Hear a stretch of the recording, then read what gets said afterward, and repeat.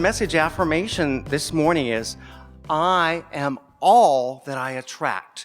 And we talk a lot in our fellowship about the laws of attraction. We talk about a lot of universal laws, and one of those is the law of attraction. And that is what we put out into the world, into the universe, in our daily living, in our daily activities, is exactly what we get back. So that if we're positive and we're uplifting and we're good and kind people, that's what we get back in life. That's what we can expect. And of course, the contrary is true. If we're bitter and mean and negative and pessimistic, then our lives reflect that too. We don't get all the good that we're entitled to. And this is very true in so many aspects of our lives. I think I've talked about before, many years ago when I was first introduced to the fellowship, it's been at least 13, 14 years now, a long time. I remember that I would come and hear Pastor Mike speaking, and a lot of these things, these principles and the ideas that he talked about seemed like really wonderful, wonderful concepts. But then I would go to work on Monday morning, and I think, oh, that's a shame. There's no room for that here because this is the world of business, and it's very cutthroat and aggressive. And it took me years and years to understand that, you know what, this is exactly where that's needed. You know, it doesn't really matter if I'm sitting, in the seat on Sunday morning and having these wonderful thoughts, because if it doesn't leave the room, if it's just there, it's really all for naught, because these are things that we learn and that we teach to go out and live dynamic lives of great happiness and great health and great prosperity. And we get that through understanding that what we're putting out, we attract. And so going back to this issue of the time when it finally started dawning on me that these laws of attraction, these universal laws, these, thoughts of prosperity and not being negative and pessimistic, that absolutely needs to go into the workplace. That needs to go into every aspect of our lives. And when I started bringing this, and we talk about in New Thought that we're all New Thought students. Even I'm a student, the most sage New Thought person who's been around in the movement for 100 years. We're all still students. We never stop learning and growing. And so I think that's a wonderful thing, because nobody, sits on top of the mountain and says, I'm the king of New Thought. This is how it should be. Because we all understand that we're constantly learning and growing and knowing. And so it's been a long, constant growing process for me as well.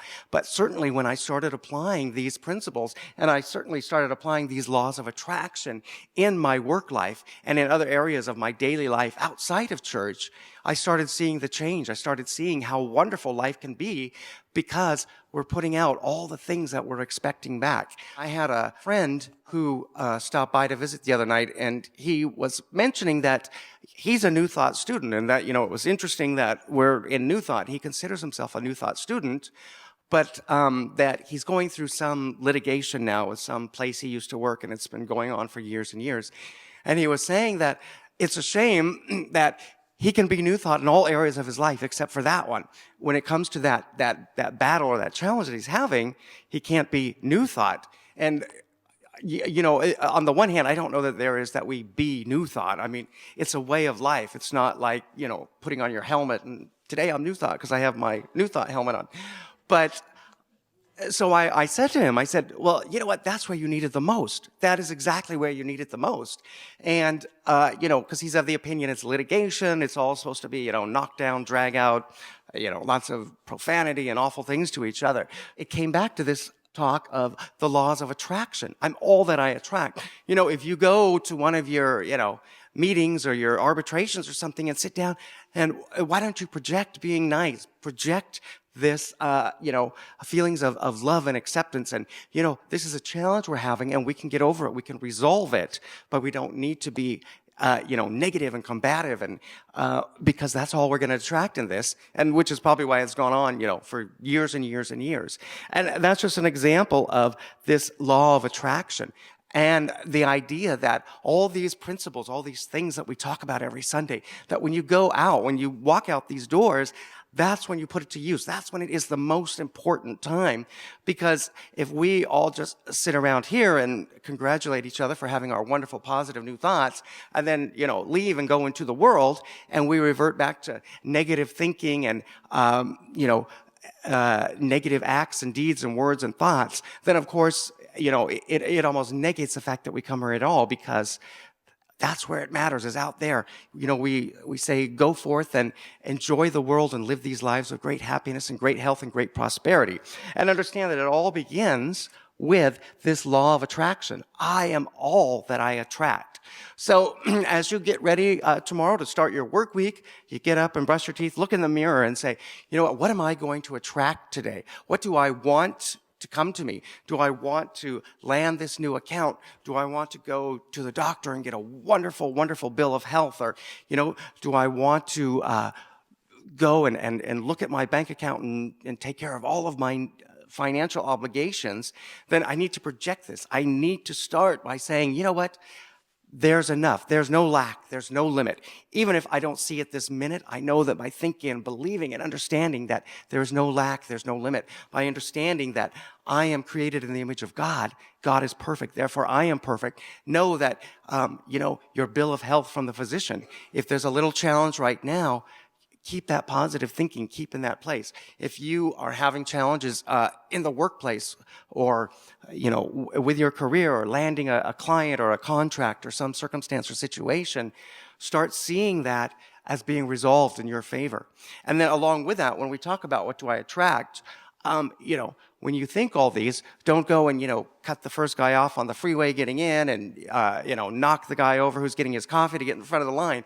Obviously, all of our acts and our deeds, they need to be very positive and they need to reflect what we want to attract, because none of us want those things to happen to us.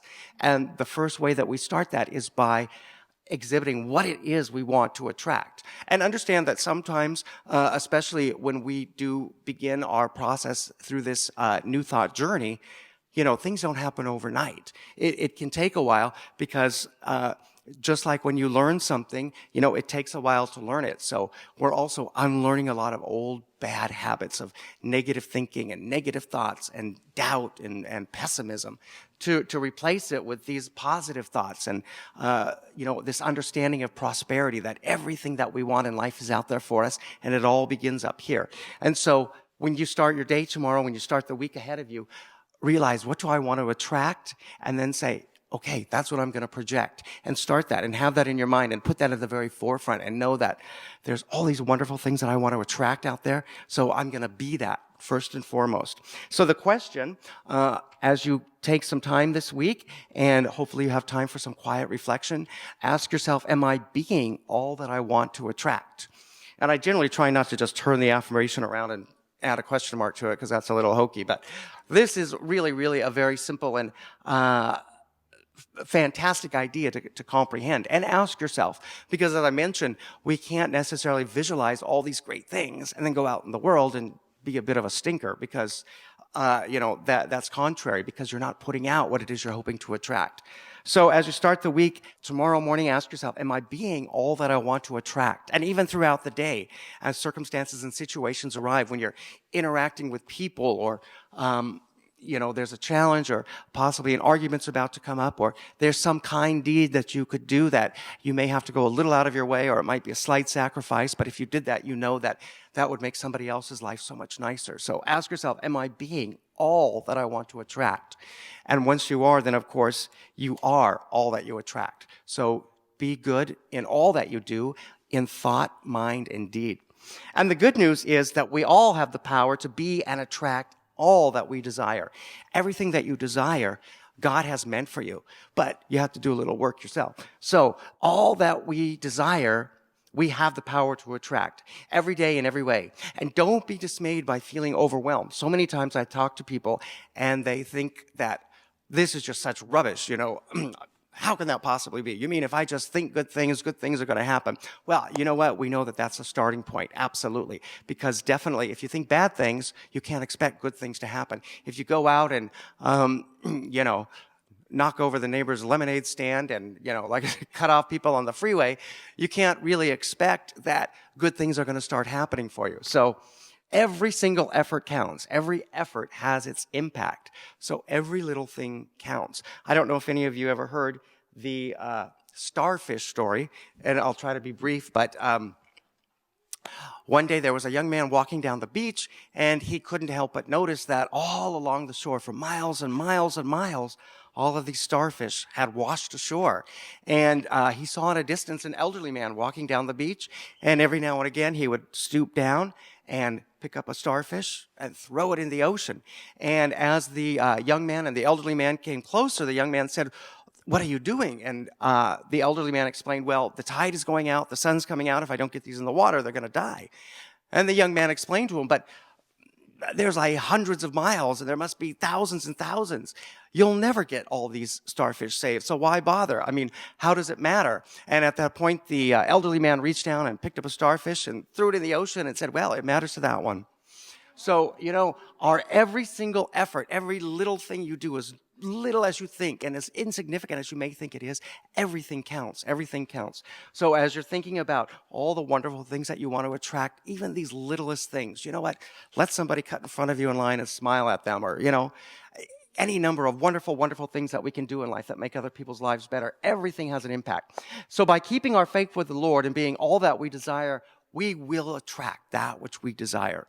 So if nothing else, hopefully we take that home, that you are all that you attract. So start being what it is that you want to attract. Just like I think probably all of us in Sunday school or somewhere thereabout, we learned about the golden rule. The golden rule, that is to treat people how you would like to be treated. So imagine the life canvas is exactly like that. Be everything in life that you would like to be treated, that you want to attract, and you will. All right, I'd like to invite you now to join me in prayer. Eternal and loving God, we thank you for your universal laws and, of course, your universal law of attraction. We thank you, Lord, for giving us the opportunity every day in every way to attract everything in our lives that we want. We thank you in the name of faith, hope, and love. Amen.